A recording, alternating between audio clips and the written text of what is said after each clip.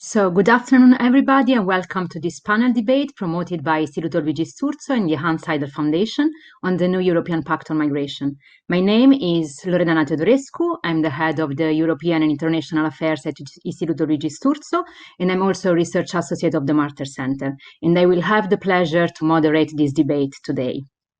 As you all know, the European Commission has recently presented at the end of September a new Pact on Migration and Asylum. And since the so-called migration crisis, the Commission and the Council of the European Union have sought in vain for a compromise between the member states on how to rebalance the responsibilities and burdens in this area. So now the new proposal is an attempt to rebuild trust among member states through more effective and integrated procedures at EU level and through a flexible solidarity. But how open are member states to making progress in this area given the current coronavirus challenge? Is migration still perceived as a priority for all member states? Is this concept of flexible solidarity the most suitable to bring all member states back to the negotiating table and rebuild mutual trust? And which obstacles might arise? We will try to address some of these issues together with our distinguished panelists, who I will briefly introduce. So it's a pleasure to have with us today Stephan Mayer, who is the Parliamentary State Secretary to the German Federal Minister of the Interior, in charge of building and community. Roberta Metsola, who is the first Vice President of the European Parliament, and she's also the EPP Group Coordinator in the European Parliament's Committee on Civil Liberties, Justice and Home Affairs. And Luigi Estero, who will join us briefly. He's trying to solve a technical issue. Luigi Estero is the head of Justice and Home Affairs Division at the Directorate General for the EU at the Italian Ministry of Foreign Affairs. So thank you very much all for being with us today. So first of all, I would like to give the floor to Mr. Mayer. We know that Germany has the presidency of the EU Council until the end of the year and is trying hard to move forward the talks about the Pact and overcome the remaining resistances during its mandate. So it would be great to hear from you, Mr. Mayer, to have an update on the work the German presidency is doing in order to find the first political agreement. Hello. And it would be great to know which are, in your view, the main challenges that might slow down, if not stop the process. So thank you very much, Mr. Mayer. The floor is yours.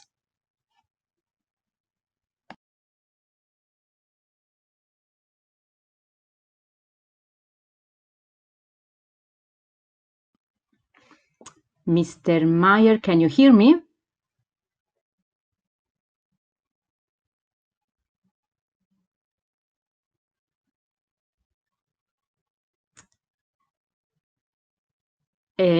Roberta Metsola is online. Can you hear me, Roberta? Yes, I can hear you, but I have a static screen. I cannot hear you. Well, I'm speaking and I'm not muted. Let me check. I think that we are experiencing some technical problems.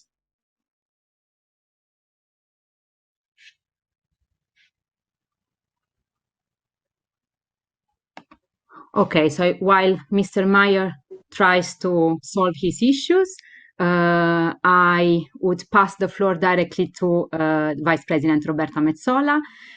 It would be great to have your view on the Pact and also an insight from the European Parliament. So what is your take on the Pact? Do you think that the proposed measures will succeed in moving forward the agenda? And how was this Pact perceived within the European Parliament? Who doesn't like it? Vice President Metsola, thank you very much, and the floor is yours. Thank you very much. Before I start, I'd like to confirm that you can hear me. Indeed, I can hear you. Okay, so good afternoon, and thank you very much to the Luigi Sturzo Institute and the Hanns-Seidel-Stiftung Foundation for having me. The presentation of the new Asylum and Migration Pact has been very highly anticipated in the Parliament because we urgently require a reformed asylum system that is first of all fair with those who are in need of international protection, firm with those who are ineligible for it, and harsh with traffickers that profit from exploiting the vulnerable. Now, we've long known that the Dublin system was not fit to address these challenges. We've long known that people's lives are being endangered unnecessarily by crossing, for example, the Mediterranean Sea, that more children are facing Alan Kurdi's fate, and that without proper solidarity, frontline member states like Greece, Malta, Italy, and Cyprus are facing enormous pressure, and that the cracks in the system are leading to people's lives being endangered again when crossing internal borders undocumented, and that children and minors are disappearing. So we cannot now miss the chance to tackle all these questions surrounding the issue of migration without having a pair of fresh eyes in negotiating this proposed pact. First of all, the idea of mandatory solidarity is welcome and what my political family has long called for. Every member state needs to pull its weight, irrespective of its geographic location. And in this regard, we welcome the Commission's attempt to diversify the implementation of mandatory solidarity, including through the return sponsorship schemes, the applications of those ineligible for international protection, after all, put extra pressure on an already overstretched system which risks diverting resources away from processing the cases of refugees.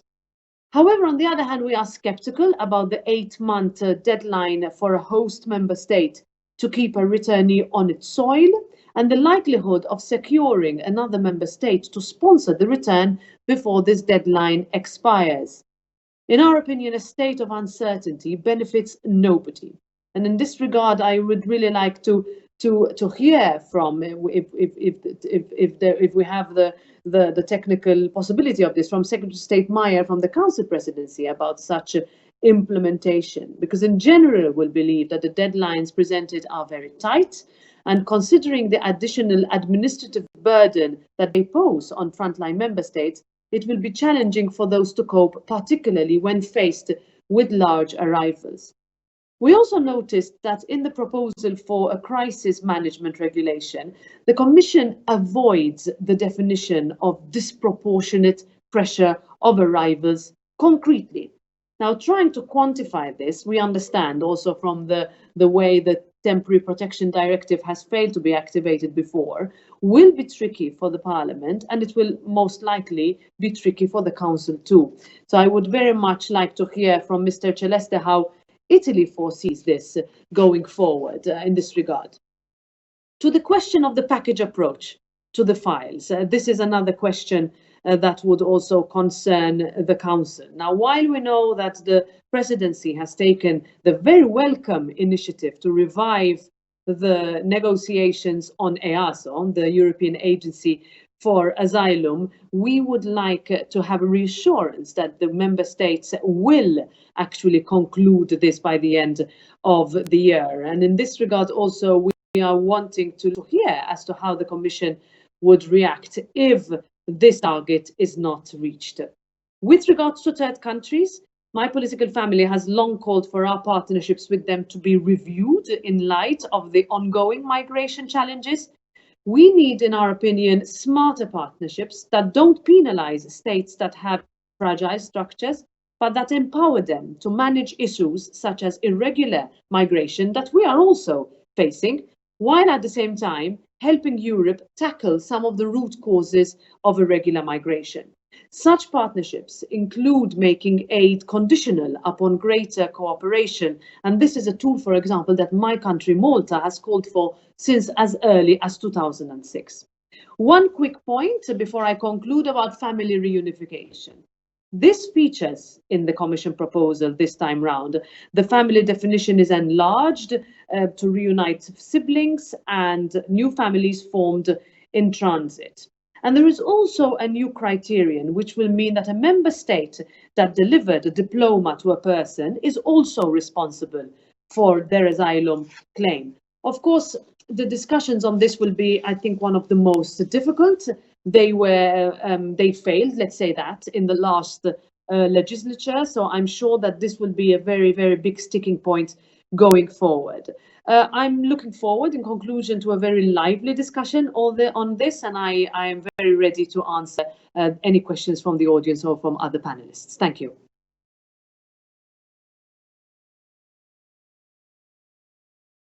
The insight and also for describing so well the main elements of the pact, but also the main challenges.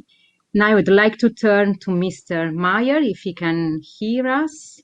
Can you hear us, Mr. Mayer?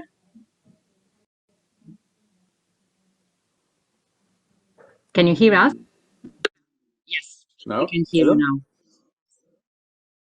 Yes, we can hear you now. So I would like to give you the floor. It would be great if you could give us an update on the work the German presidency is doing in order to find this political agreement, and to know also which are, in your view, the main challenges that might slow down or, if not, stop the process. Thank you very much, Mr. Mayer. The floor is yours. Thank you very much, Mrs. Teodorescu, dear Roberta, dear Mr. Luigi Estero.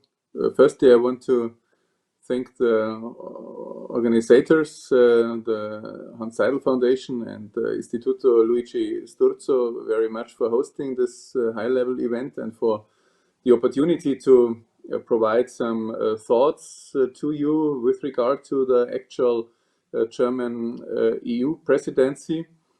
Unfortunately, I couldn't hear the remarks of Roberta before, because I was not only mute, but I didn't get the tone. So I have to apologize this. So I want to underline that the German presidency welcomes very much the presentation of the new Pact on Migration and Asylum and the priorities set by the Commission. Certainly we had to wait a little bit longer. Firstly, the new proposals were announced for the beginning of this year. Then also due to the corona pandemic, it was postponed, and now it was launched on the 23rd of September. And so we want to use the remaining time of our council presidency to push forward rapidly the negotiations on the pact. We deeply believe that is crucial to achieve a new, fair and functioning European migration and asylum system that is fit to meet future challenges based on humanity and order. In our view, the European Union must send out a strong joint signal of managed and orderly migration towards the European Union own citizens, as well as towards the rest of the world. There is no time to lose to make progress in these important questions. At the last meeting of the Home Affairs Ministers on the 13th of November this year, the member states showed their continued readiness for constructive negotiations about the Commission's proposals. However, at the same time, it is also visible that different point of views on certain key elements of the new pact remain to exist and need to be overcome. This will only be possible if all member states continue to work together in spirit of mutual trust and with a willingness to compromise. The goal of our presidency is to reach at the meeting of the Home Affairs Ministers, probably on the 14th of December, a common political understanding on the key elements of a European migration and asylum policy and the way forward, which could also take the form of a common progress report. This common understanding is aimed at providing guidance for further political and technical work to be carried out on the different elements of the new pact with the council structures. Now, ladies and gentlemen, the debate in the different council bodies so far shows a broad agreement on certain parts of the pact that concerns especially the external dimension, which is one of the key elements of the pact. The ratio is that we need good relations with countries of transit and especially with countries of origin in order to prevent our own asylum system from getting overburdened. Therefore, we need, in our eyes, tailor-made partnerships built on trust, mutual understanding, and common interests. This endeavor will only be successful if the Commission, the European External Action Service, and those member states with privileged relations to certain third countries will combine their efforts. Other consensual elements concern return and external border management. Member states agree that effective return procedures have an important impact on the functionality as well as the credibility of the European migration and asylum system.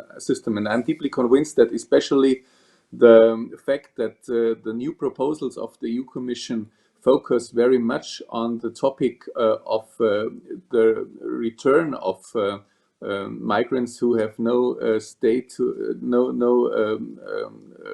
are not allowed to stay in the European Union is a very important progress. The new return coordinator, which should be implemented in the first quarter of next year, assisted by the high-level network for return, should play a key role in bringing together the different aspects of return policy, working in close cooperation with Frontex.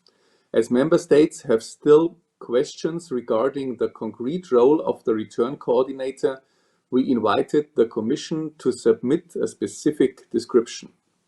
Regarding the new concept of return sponsorship, several member states welcome this proposal, but there are also many remaining questions regarding the practical implementation.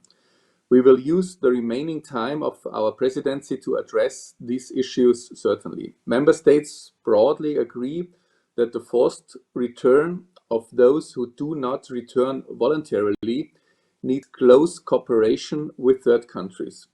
Key to enhancing third countries' willingness to readmit is that the EU consistently promotes a joint and tailor-made approach.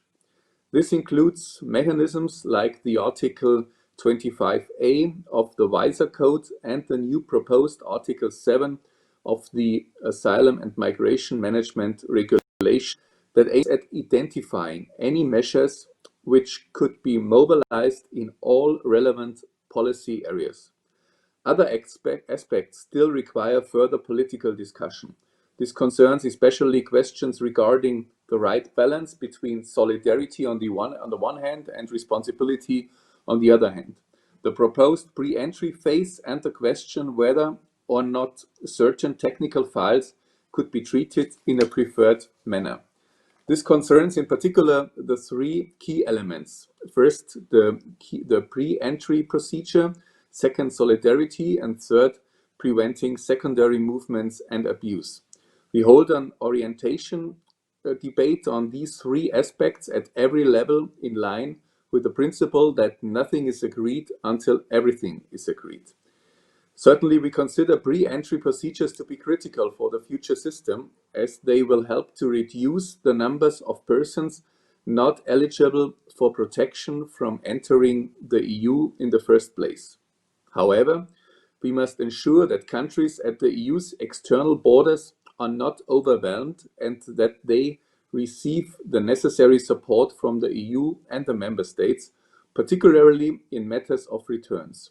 Therefore, the functioning of this phase, which must be swift, clear, and fair, is an essential requirement.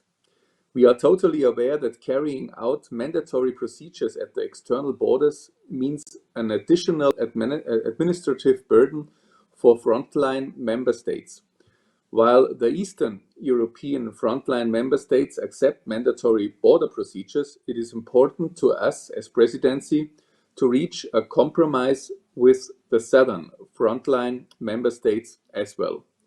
We see an overwhelmingly majority of member states supporting mandatory solidarity. However, many member states remain skeptical with regard to mandatory relocation, even in times of crisis and in times of risk of migratory pressure. We therefore aim for the right balance between responsibility and solidarity. In parallel, we want to make significant progress towards a common database and improved operational support for the member states. We would like to reach a compromise in the Council on the Eurodac regulation, if possible, until the end of our presidency.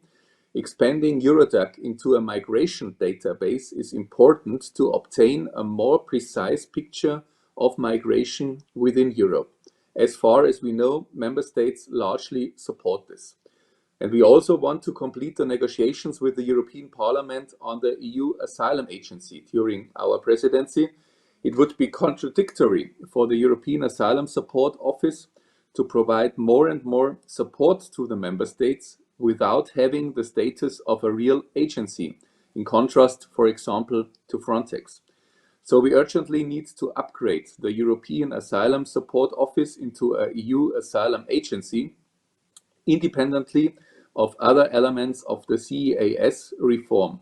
A strong and real EU Asylum Agency which supports the member states while respecting their sovereignty is in the interest of all the member states. The European Parliament is ready to reach an agreement on the basis of the result from 2017. We consider that this result, which is based on the Commission proposal from 2016 and which includes the monitoring mechanism, is a good and fair compromise. So we deeply push forward our negotiations with regard to this, in our eyes, very important regulations. We believe that Europe cannot afford a standstill in trying to find solutions for a fair and functioning European migration and asylum policy. Finding a common political understanding on the key elements of this policy by the end of our EU presidency would, in our view, send the necessary signal that Europe is able and willing to act on this very important area. Thank you very much for your attendance.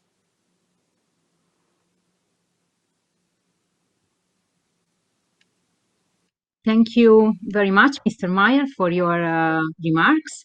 You underlined very well the situation and also the current challenges, which are mainly related to the need to find this balance between responsibility and solidarity.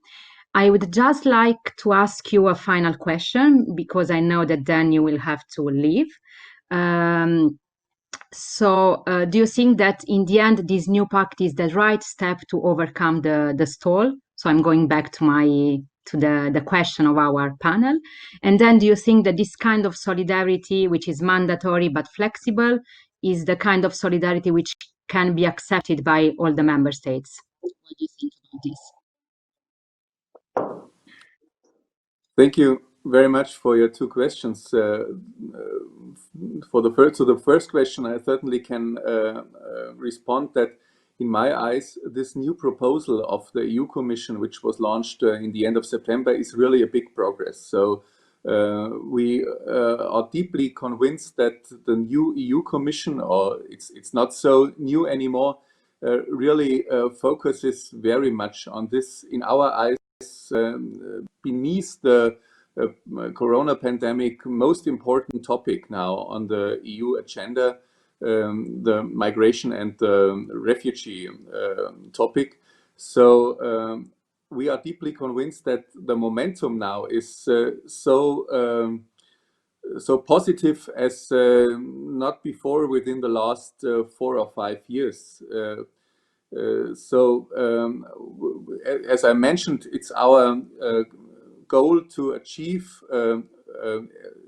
at least a general understanding within the 27 member states until the end of our presidency, to find a general consensus. But to answer the second question, certainly that's one of the key questions. As I mentioned already, certainly there are a lot of common interests within the 27 member states. For example, with regard to the topic of dealing with the countries of origin and the countries of transit on the one hand, and on the other hand, also with regard to the topic of strengthening the EU border protection to enhancing the capacities of Frontex. I think there is a common ground and there is a consensus. But on the other hand, certainly there is a lot of dissent with regard to the topic of the mandatory solidarity, especially with regard to the mandatory relocation mechanism within the EU. So I'm not sure if we will be able to find this consensus within the next 4 weeks. We certainly, in a certain way, we run out of time. We only have 4 weeks left until the middle of December. So certainly no one can give a guarantee, but we do everything. We try to push forward the bilateral and the multilateral dialogue with the Southern European EU member states, with the Eastern EU member states. But in the end, I think everyone has to be open for a compromise. No one can rely on its position until the end of the negotiations. And I'm not sure if all the EU member states are really accepting that in order to find a compromise, they have to leave certain aspects of their original position. But as I said, we are very much pushing forward these negotiations. They are of prior interest within our presidency. So thank you very much for having the possibility to provide these remarks to you, and I want to thank you very much for dealing with this very important topic. It's not an easy one, but I think it's one of the most important ones. Thank you much again, Mr. Mayer, for your time. I know that you need to leave us now for your parliamentary duties, but we have with us Dr. Ralf Lesser, an expert for asylum in the German Federal Ministry of the Interior, who can take over and will be also available for our questions. We are still waiting for Estero, our Italian representative, who is experiencing some technical problems, but I hope he will be able to join us soon, as Italy is one of the frontline member states dealing with migration, so it's important to have also his view. But I would like in the meantime to turn to Roberta Metsola and also ask her if, in your view, the new pact is the right step to overcome the stall. And also from your point of view, if this kind of solidarity, so mandatory but also flexible at the same time, is in your view acceptable by all member states. So what's your insight also from the European Parliament? Who doesn't like this kind of proposal? Thank you, Vice President. Thank you very much for this question, and it's really important because it gets asked of me a lot. I have seen, let's say, the negotiations of such legislative instruments from the Council and before I moved to the Parliament and last mandate, how difficult it was to get a majority vote here. I am not saying that this time it will be easier, but I think there is a renewed sense of commitment, understanding that if we don't reach an agreement in this legislature, then we simply won't manage. I saw a little bit the statistics before last election to the European Parliament, so the elections last year, and 26 out of 28 member states at the time, and because the United Kingdom was still a member, had put migration at the very top of the concerns of citizens. In other words, for all those member states, with the exception of the UK and Ireland, which had Brexit at the topmost of their concerns, for the rest, it was migration. Now, of course, different elements, whether it is member states are being left alone, whether it is security concerns, whether it is the discussion as to whether to go towards stronger border control or less strong border control. Of course, there are very ideological, political, but also geographic differences here. How to deal with saving of lives at sea, how to deal with agencies involved in such rescue missions, or, as I said before, border control. So what Mr. Mayer just said, that the German presidency is very sort of, let's say, not optimistic, but is looking forward to having agreement. There is a similar sense in the Parliament, and I believe that with the right negotiators for the political groups, for all the files, because let's remember, this is not about having a broad political agreement. This is about having laws that are voted upon and then enforced, transposed, becoming national law. We are talking about, let's say, there is a convergence of the EPP, the Renew group, the Socialist and Democrat groups, and then depending on which instrument we can look also further. So, for example, on Eurodac, which is a priority for the German presidency, this has an ECR rapporteur, so it is a priority for the European Conservative and Reformist group, and I see that there is a possibility for an agreement there. When I look at, for example, the crisis initiative regulation, there we will have the S&D that has the socialist group that has rapporteurship, and therefore there will be a majority.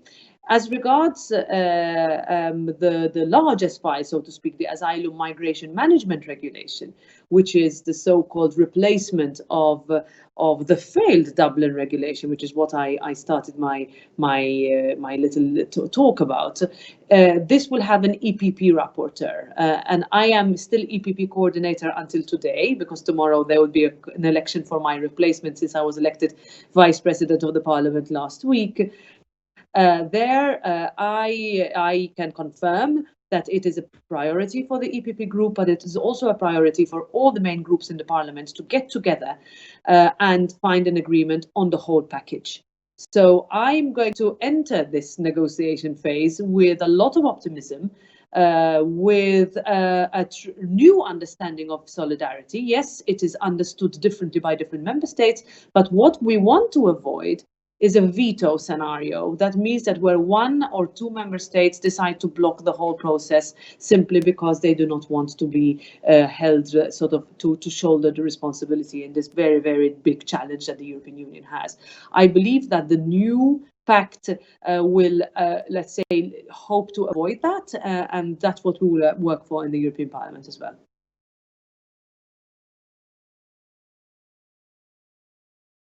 Is optimistic note. I think it's very important to know that there is this renewed sense of commitment, since we know that the challenges ahead are many. I was also wondering what is, in your view, the impact of the coronavirus, if there is any impact on the EU migration agenda. So as migration is no longer under the spotlight because of the emergency, do you think that there is a risk of losing the interest of the member states to move forward the agenda, or you are not perceiving this additional challenge? Well, it definitely played a part in postponing the presentation of the Migration Pact. So what was supposed to take place earlier this year took place, let's say, towards the middle of the German presidency, whereas we would have hoped the whole of the German presidency to have been also focusing on the Migration Pact. We understand that the incoming Portuguese presidency has placed also this pact as one of its main priorities. So we know that there will be, let's say, a sped up process of negotiation. Inside this parliament, we are slowly, I'm not saying that the crisis is in no way over, but we are adapting with ever better teleworking resources, IT resources, participation of both members, but also our advisors, whether from office or from home, which we didn't have at the beginning of the pandemic. And also there is better platforms for meetings, whether shadows and also trialogues that are taking place under the new conditions. So I think I would not like to focus on the pandemic as being a hindrance, but rather I would focus on the political will for there to be agreements reached. And I think there is that political will, even though the conditions are far from ideal. Thank you very much. And I would like also to ask Mr. Lesser, what's your take on this? Do you think that the coronavirus is slowing down the process, or it's not a challenge in this sense? Thank you very much. I think I can pretty much agree with what has been said by Vice President Metsola. The coronavirus played a role when it came to the timing of the Commission to present the Pact for very understandable reasons. during our presidency so far, it is quite clear for us that migration is a key priority. And so we had many technical, strategical, and also political meetings, more than you usually have under a presidency. So we made sure that migration stays a priority, even though there are other important topics as well. One thing which I think does get back to the coronavirus is that you have less physical meetings, and that, of course, does not hinder you in formally exchanging opinions on views. But of course, everybody of us, I think, is aware that it's always very helpful to have bilateral meetings physically, and it's much better for trustful conversations and for making progress. But the bottom line is that I do have to say that within the Council, member states deal with the exceptional situation and with the fact that we need to do a lot of video conference in a very supportive and constructive way. And I can say not only on behalf of the presidency, but also all member states, that there is a huge interest in moving forward with asylum and migration, despite other topics on the table as well. Okay, that's great to hear. I will just remind who is following us from home that everybody can leave a question on Facebook, so under the video, and I will then have a Q&A session. And I think that this is a unique opportunity to have different points of view on the Pact and see what is the direction, what are the future perspectives. In the meantime, I'm very happy see Mr. Luigi Estero, who finally joined us. So, Mr. Estero, welcome to our panel debate.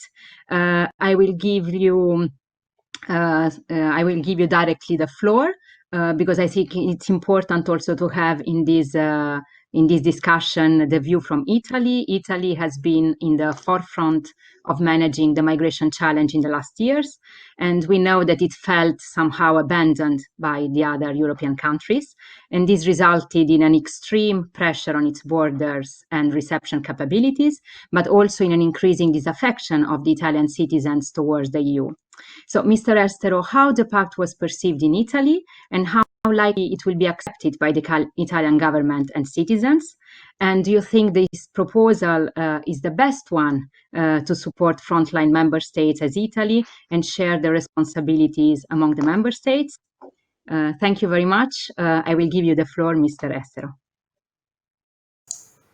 Thank you very much. Good afternoon, and thank you to all for the invitation. I'm very sorry to having had this problem of connection and to intervene later.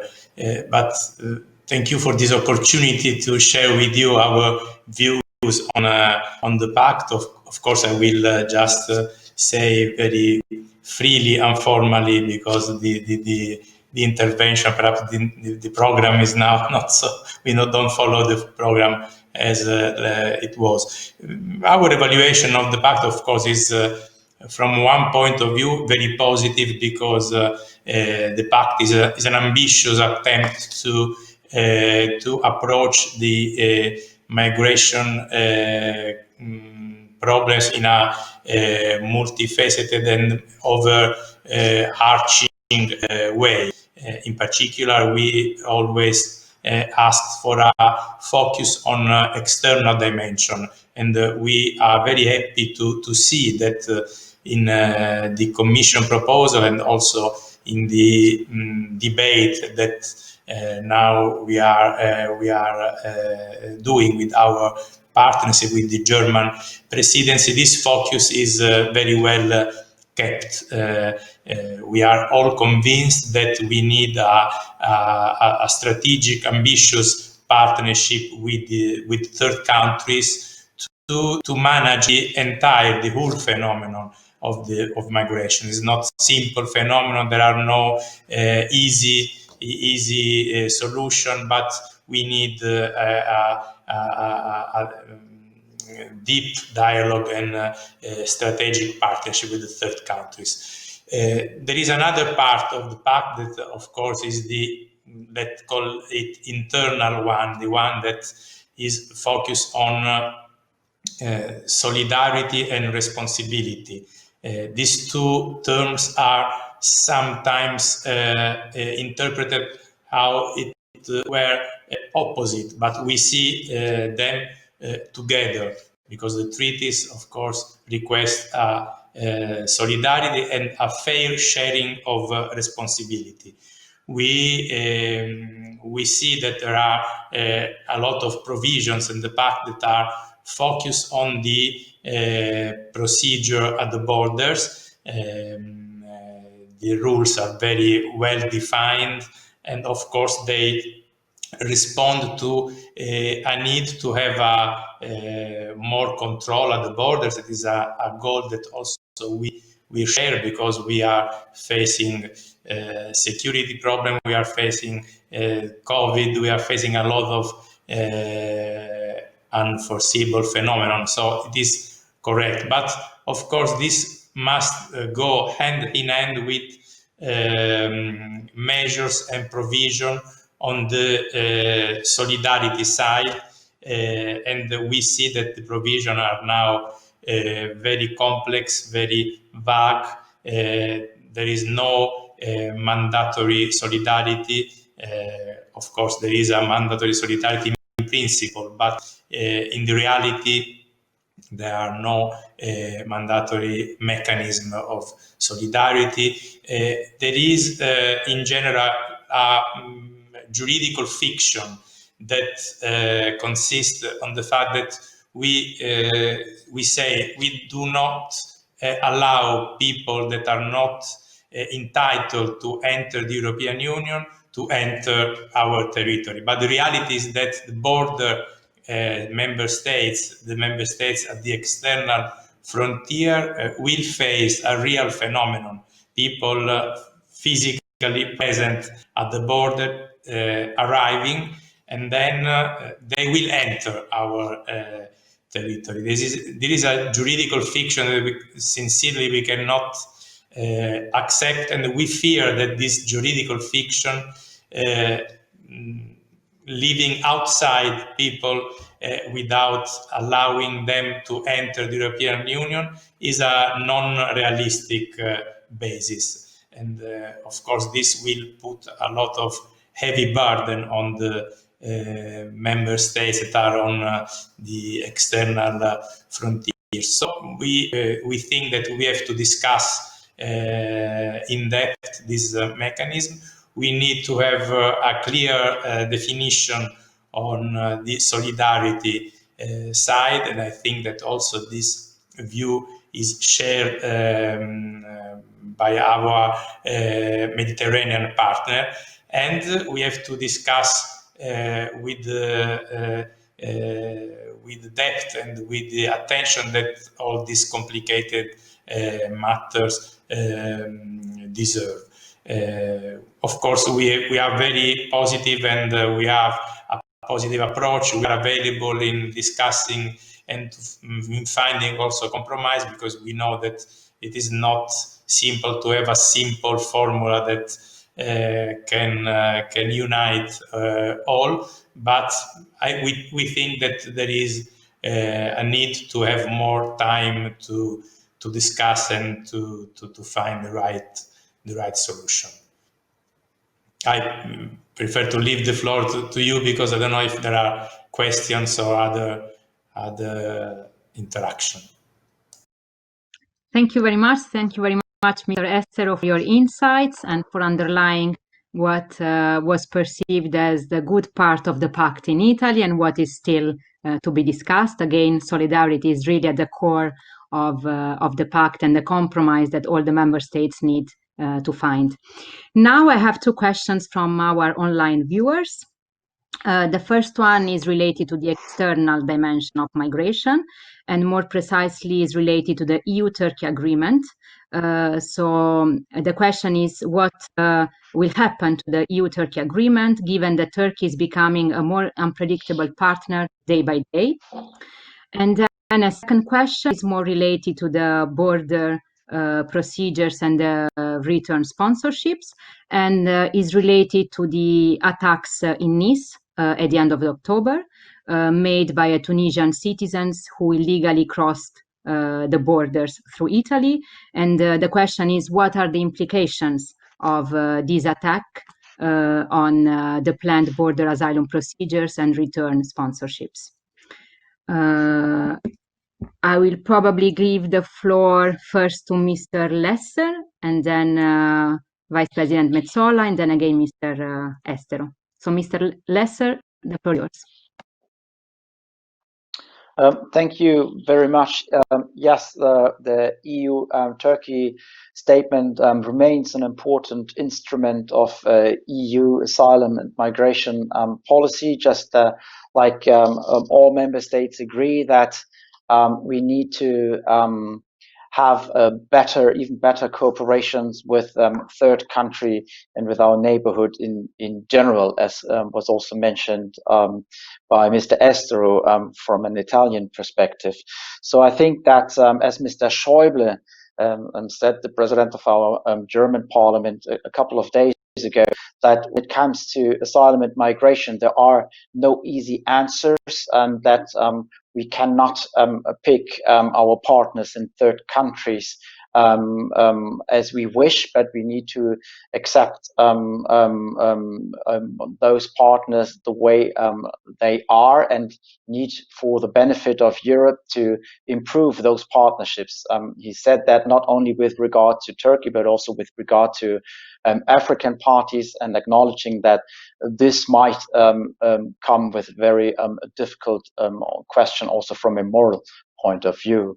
But the bottom line, again, this agreement is very important, and we as the European member states need to do everything we can to have it work in practice. The second question, for technical reasons, I'm not sure if I understood it correctly. It was about the implications of the border procedure and the concept of return sponsorship. Did I understand that question correctly? Exactly, but starting from the attacks in Nice. So what was the understanding of the attacks in Nice, on the terrorist attacks, and if these had some implications on the planned border asylum procedures and return sponsorships? Thank you. Well, they did have some impact on our plannings for the last JJ Council meeting we had after those attacks, and that was a special JJ Council meeting meant to deal with migration issues only. And then against the backdrop of this horrible attack, the ministers put terrorism on the agenda as well. The attack itself did not have an impact, of course, on the political discussion. However, border procedures are important for many reasons, one of which is the security issue, which traditionally and historically has always been linked to Schengen and border security.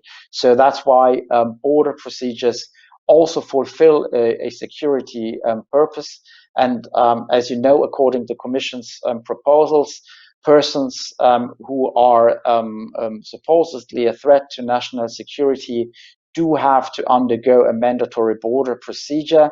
And the idea, of course, is to not let those persons enter the EU territory. And then again, also to the Commission's proposal, also those applicants coming from countries of origin with a very low recognition rate of 20% or lower do have to undergo a mandatory border procedure at the EU external border. That is a proposal which we have discussed a lot amongst member states. It was highly welcomed by many member states, while other member states, of course, worried about the administrative burden coming with those border procedure. And I think we need to manage to come to a right balance there.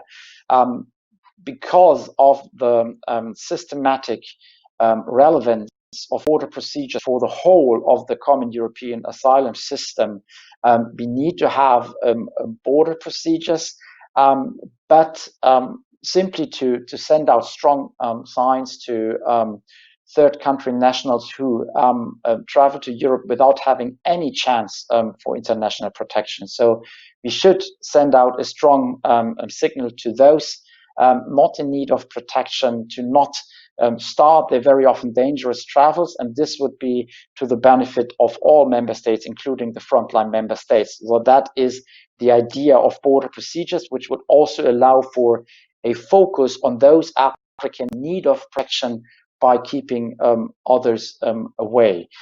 However, of course, it is very important and evident that border procedures must work in daily practice. They must function.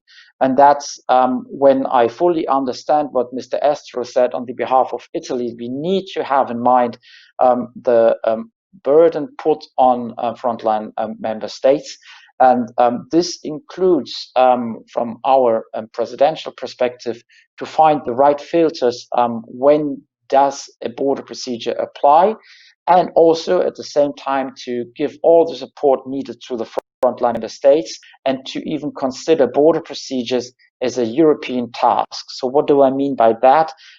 We need the support of agencies, but we also need the support coming from other member states. And that's where it very clearly shows that there is a link between responsibility and solidarity.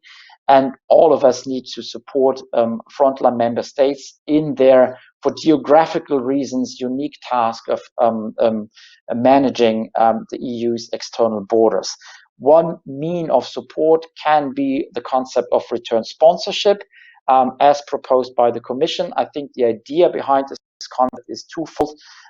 One, it is meant as a political compromise proposal and as an offer to those member states who are less open towards a relocation of applicants. And secondly, this idea is, of course, addressing a key challenge of all member states, the issue of return. All member states need improvement there. But obviously, to the degree of which we conduct border procedures at the external EU borders, the more people will be sent through those border procedures, the more people will need to be returned from there, and we must be very careful that this does not lead to an overwhelming of the frontline member state, that this does not create a return burden which is not manageable anymore. And that's where, amongst others, solidarity in general and the return sponsorship concept in specifically kicks in and is meant as a support. That was a bit an outline of the discussion in the Council, which of course remains to be followed up. It's a very complex topic, both politically and operationally. So it's not easy to come to compromise solutions quickly, but we try to at least come to a compromise and an agreement on the general key issues, also because of the linkage of responsibility and solidarity. And let me briefly explain that at the very end. There are many member states who are open to solidarity, and they will show more solidarity the more they can be sure that there will be efficient controls at the external border, and vice versa. Thank you. Thank you. Thank you very much. I'm sorry, but we are running out of time, so I would like just to give the other panel the chance to react. Vice President Metsola, maybe on EU-Turkey agreement. Thank you. I will need to leave in 1 minute because I have another meeting in another part of the building at 12:30. But I can really follow completely what has just been said. First of all, on EU-Turkey, let's not forget that it was a necessary agreement that comes both with obligations, and those obligations cannot be forgotten, especially by the European Union in terms of Turkey's position. And we definitely had, let's say, a moment at the earlier part of this year, but also recently, where we could tell that Turkey was using its geopolitical position to play with individuals as vulnerable pawns in a sort of a saber rattling tactic with Greece. So we need to be very much aware, as was said earlier also, that it's not only about Turkey, but all neighboring countries that, let's just say, do not always play by the rules. And that is something that makes us very wary, but also understanding that our geographic location as a continent requires not only that we have good working relations with our neighboring countries, whether they are countries of transit or countries of origin. And this leads me to the second question of the last 2 months' attacks, where once again we highlighted the necessity to make sure that we are aware of who enters irregularly into the European Union. Once that entry is made, what kind of relation do we have with the country of transit or country of origin? And secondly, we have, as a result of last month's attacks, stepped up as an EPP group our efforts in ensuring, and that was confirmed by the Commission Vice President this morning, Maroš Šefčovič, that the negotiations on the terrorist content online legislation are quickly concluded, because we have seen that if we don't work with the social media platforms in order to try to curb such fundamental breaches, not only of security but also of fundamental freedoms, then we can have the strongest borders in the world, but we will not be able to be a step ahead of criminals and criminal networks. And I end with this general assessment of the idea that unless we have strong external borders with the strongest kind of protection at those borders, then we could just say, goodbye to the Schengen area. We worked so hard to ensure that we do not have internal borders between us. There was a risk of all those borders being reintroduced when the COVID pandemic struck. Thanks to the Commission and the Member States and also the Parliament, those borders have not been reintroduced. But let's make it very clear.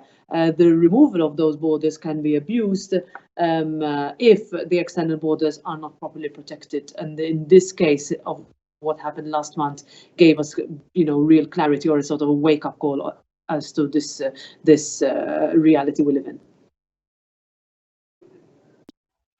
Thank you very much, Vice President. And now, Mr. Estero, do you want to add something on these issues? Yes, of course, very briefly, because we know that the time is running, but just about the relationship with Turkey. And we had a few days ago a very interesting exchange also with our German colleagues. We have a bilateral dialogue on migrations, and it was very interesting that both agreed on the fact that we need also, of course, it is important to have a cooperation with Turkey, but also perhaps a new regional perspective on the Western Balkans, because we, of course, are very well aware of the problem that we are facing in the Central Mediterranean route. That is the one that we know better, but of course also the Eastern one deserves the same attention. So we have a very structured regional framework of agreements with the African countries, as you know, the joint Valletta action plan, the processes of dialogue. We need something similar also for the Eastern route, for the Balkans, and all the countries in the Western Balkans are available to cooperate with us, and I think that we should reinforce, strengthen this cooperation. For the other question, is very, of course, very difficult to say something meaningful in a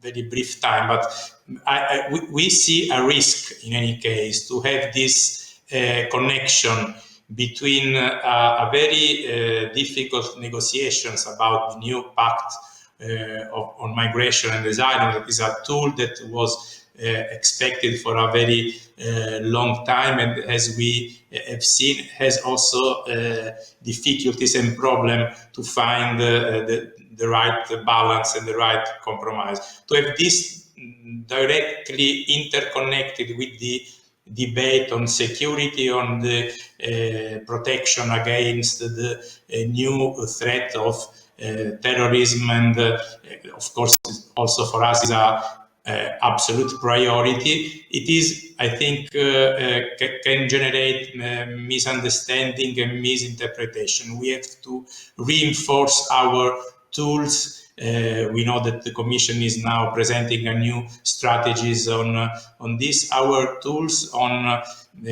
cooperation in the law enforcement, in the crime prosecution, but let the debate on migration on another side part, because of course this idea to have a very strong and reinforced border controls in our frontier, it is something that should be discussed. We always have seen the idea of a border control or a border check also not linked with our geographical position, meaning we cannot do everything for the whole entire European Union just because of our geographical proximities. There are ways and methods to do these checks and control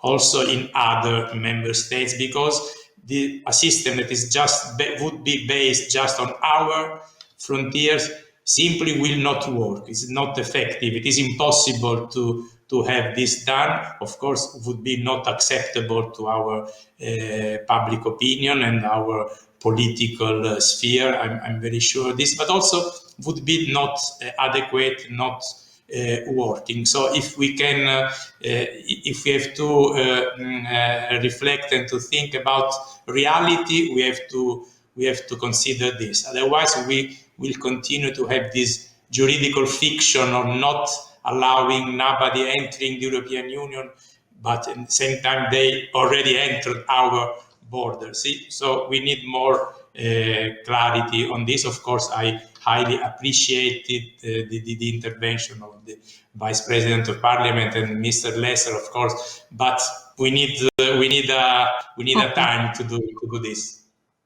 Okay, thank you very much again. I'm sorry we are running out of time. I know that 1 hour it's not enough to discuss such a complex issue, but I think that we had a great debate and some takeaways from today. So the negotiations are complex. It won't be easy to find the right balance between responsibility and solidarity, but still we all need to see migration with fresh eyes. There is a new understanding of solidarity. We all agree that we need to develop a fair system and we need to work together to find a compromise, also because migration is still one of the top concerns for EU citizens. So we really need to work hard on that. And with this, but overall, there is a renewed sense of commitment. So I think that we can close our panel debate with this positive message and note. So thank you very much again for being with us today. Thank you to the Martin Center and all the other member foundations for making this event possible. And this is the last panel of today, but please stay with us because we still have the closing remarks of the Net at Work. The closing remarks are made by Markus Ferber, who is an MEP, chair of the Hanns-Seidel-Stiftung, and also the EPP group coordinator in the Committee on Economic and Monetary Affairs. So thank you very much all. This is all from my side. And Mr. Ferber, I'm really happy to virtually pass the floor to you for your closing remarks. Thank you very much.